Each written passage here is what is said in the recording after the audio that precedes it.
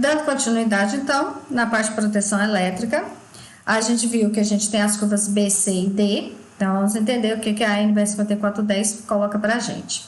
Então, a curva tipo B, ou categoria B, nos disjuntores, a corrente instantânea suportada será de 3 a 5 vezes a corrente nominal. Ou seja, se tivermos um disjuntor de 10 amperes, ele vai suportar uma corrente instantânea de no máximo 50 amperes.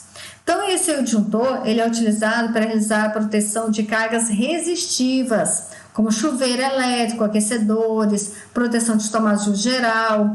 Então, as tubos é assim por diante. Então, são cargas que a gente não tem um disparo muito grande quando a gente liga um equipamento, tá?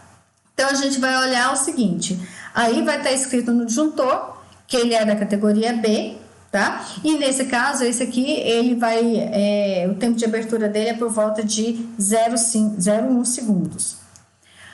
Então, dispositivos que são utilizados em redes de baixa intensidade, tá? Baixa demanda de corrente, em caso de curto-circuito, como instalações elétricas residenciais, tomadas, equipamentos domésticos, chuveiro, entre outros. Então, ó, batendo na tecla, em que a corrente de partida não é tão grande.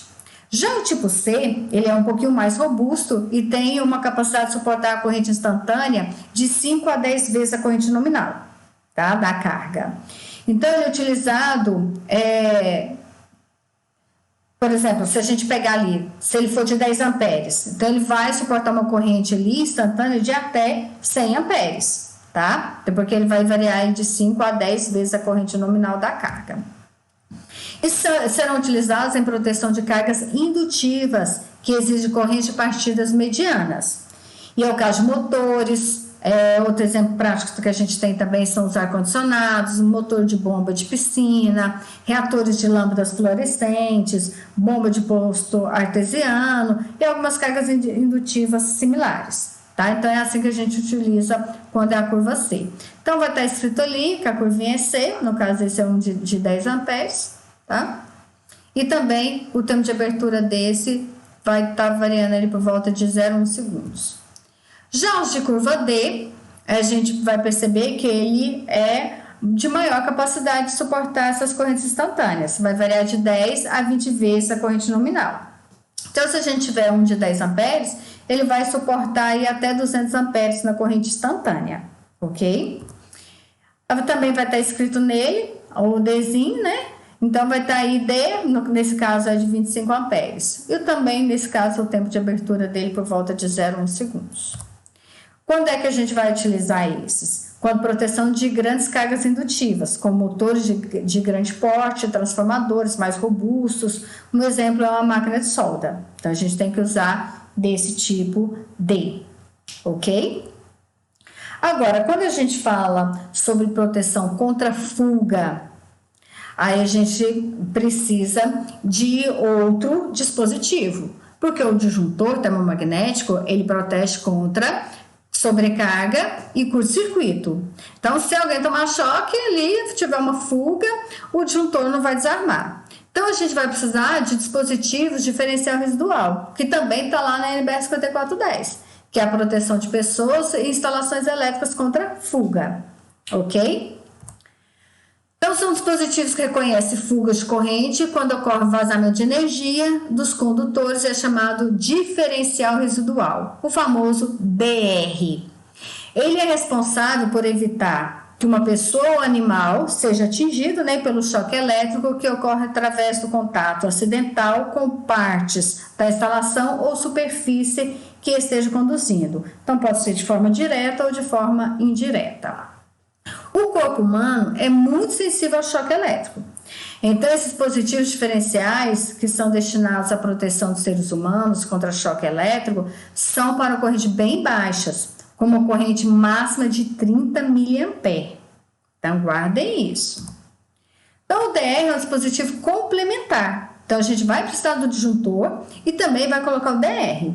Tá? Onde é que a gente vai instalar? Em quais circuitos a gente vai precisar instalar o DR? De acordo com a NBR 5410 de 2004, aplicada a instalações elétricas de baixa tensão, em seu item 5.1.3.2.2, determina ser obrigatório, por medidas de segurança, o uso do disjuntor, né, diferencial nos seguintes casos. Em circuitos que sirvam de pontos de utilização, situados em locais que contêm chuveiro ou banheira, em circuitos que alimentam tomadas situadas em área externa à edificação, ou que circuitos que alimentam tomadas situadas em área interna, mas que também podem alimentar equipamentos na área externa. Ah, não tem tomada no corredor, Flávio, eu uso a tomada, eu ligo, passo o fio pela janela e ligo uma tomada num determinado cômodo interno da casa. Então, esse cômodo, né, essa tomada, ela vai ter que ter um DR para poder utilizar como mais uma proteção adicional. E também circuitos que sirvam de pontos de utilização situados em cozinhas, copas, lavanderias, área de serviço, garagens e demais dependências internas, que normalmente você acaba jogando água, então são chamadas de molhadas ou sujeitas a lavagens. Ok? Então, em resumo, né? Só para a gente frisar e acrescentar algumas coisinhas. Esse dispositivo é facilmente instalado diretamente no quadro de distribuição de energia. A norma 5410 torna a sua instalação obrigatória nos alimentadores de áreas perigosas, como cozinha, banheiros, área externa da residência, prédios públicos, supermercados, shoppings, hotéis e outras instalações públicas e privadas. Então, não é assim, eu ponho se eu quiser, tá? Ele, tá dentro da NBR 5410 e a gente tem que colocar. E a NR10 também estabelece isso. Então, aqui, vou colocar para vocês terem uma noção rapidinho. A gente tem aqui, o DR,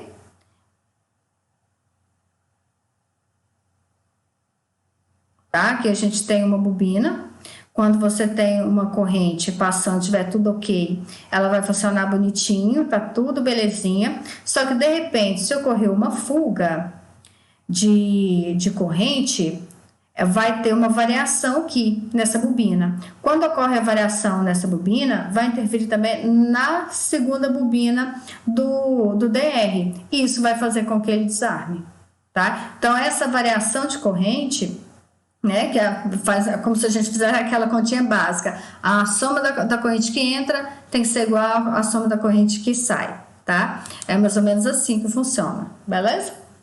Então, é importante entender que a norma NBR 5410 permite duas situações: que a gente instale o DR de forma para toda a instalação, tá? Então, seria um dispositivo geralzão, ou a gente pode colocar um DR para cada circuito. Mais barato colocar o geral para toda a instalação, você protege tudo. Só que quando você faz isso, né, você coloca o DR geral para toda a instalação, no caso de uma fuga de corrente, ele vai desligar tudo, que não é a melhor opção, mas por redução de custo, na maioria das vezes é o mais utilizado, né? Já no caso dos DRs parciais, cada circuito terá a sua proteção independente, ficando desligado apenas aquele que representar alguma fuga de corrente. Isso facilitaria para você fazer uma manutenção, para você fazer uma verificação, tá? Porque se desligou o geral, você não sabe de onde é que está vindo essa fuga. Mas se caiu só de um circuito, é mais fácil você fazer a verificação. Onde é que está tendo essa fuga, ok? E a gente pode ter dois dispositivos DR, o IDR e o DDR. Vamos entender a diferença dos dois. O IDR é o interruptor diferencial residual, que é o que a maioria das pessoas chama de DR. Tá? Então, na verdade, está falando de DR, mas ele é o IDR. Ele tem a função característica de desligar automaticamente sempre que ocorrer uma corrente de fuga maior que 30 mA de sensibilidade. Então, o nosso IDR é aquilo que a gente normalmente chama de DR. E o DDR, que é o disjuntor diferencial residual, que é a junção do disjuntor mais o diferencial residual. Então, ele vai ter todas as funções. Ele é o termomagnético e também é o diferencial residual. Então, ele vai proteger contra curto, ele vai proteger contra sobrecarga e vai proteger contra fuga. tá? Então, seria esse um mais completo, tá? Então, se a gente pegar os DRs, ele tem uma atuação que permite o desligamento automático em duas situações distintas, em contato direto e contato indireto. Contato direto, você colocou o dedo na parte viva, na fiação energizada, contato direto. Contato indireto, você encostou na porta da geladeira e tomou um tranco, tá? Basicamente, é isso, ok? Então, em caso de escolha do DR, a sua corrente nominal de funcionamento deve ser sempre igual ou maior que o disjuntor que protege o circuito. Então, esse disjuntor deve estar sempre a montante do DR, ou seja, antes. Então, a gente vai ver sobre essa montagem na próxima aula, tá? Sobre essa questão de como que eu instalo o DR, qual que é a posição do DR com relação ao disjuntor. E a gente vai ver também sobre o DPS, onde é que eu coloco o DPS, eu coloco antes, depois. Isso vai ficar claro na próxima aula, tá joia? Então, ó, um exemplo. Quero proteger contra fuga de corrente uma instalação que tem um disjuntor geral de 50 amperes. Nesse caso, a gente deve usar um DR que vai ter a corrente nominal de no mínimo 50 amperes. Então, tem que ser igual ou um pouquinho maior, tá? Então, normalmente, o pessoal acaba usando um de 63 amperes, tá? Mas é simples assim, da gente definir qual que é o DR que a gente vai colocar, isso que a gente está falando do geralzão. Agora, se for do circuito, baseia pelo circuito, tá joia? No mais é isso. Lembrando que, na próxima aula, a gente fala sobre a questão do surto, beleza?